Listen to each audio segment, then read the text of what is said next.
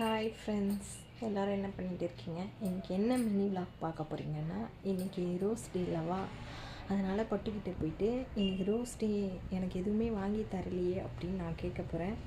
அதுக்கு அவருடைய ரியாக்ஷன் எப்படி இருக்குன்னு பார்க்கலாம். வாங்க போய் கேட்போம். வாங்க போவோம்.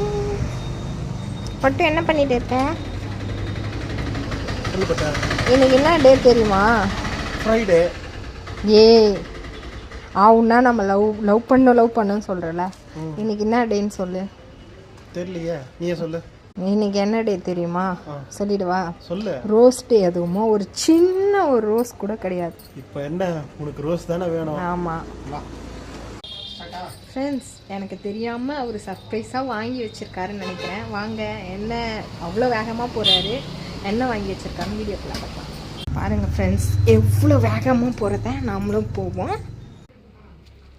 என்ன பட்டு இங்கே கூட்டின்னு வந்திருக்கேன்? இங்கே என்ன இருக்கு? உனக்கு தான் ரோஸ் தானே வேணும். ரோஸ் டே இருக்கு பாரு, 1க்கு 2 இருக்கு பாரு.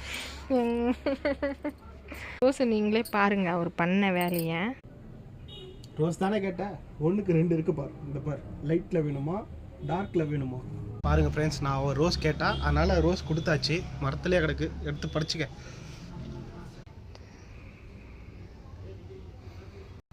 ஹாப்பி ரோஸ் டே பட்டு. இதுதானா? வேற எதுவுமே எதிர்பார்க்க. பாருங்க ஃப்ரெண்ட்ஸ், ரோஸ் டே. அதுவுமா ரோஸ் கேட்டால் கடையில் போய் 100 ரூபா கொடுத்து ஏன் வாங்கணும்னு சொல்லிட்டு வீட்டில் சின்னதாக பூத்து இருந்த ரோஸை பறித்து கொடுத்துட்டாரு. உங்கள் வீட்டில் எப்படி, நீங்கள் என்ன பண்ணீங்க அப்படின்னு சொல்லிட்டு கமெண்ட்டில் சொல்லுங்கள். பாய்.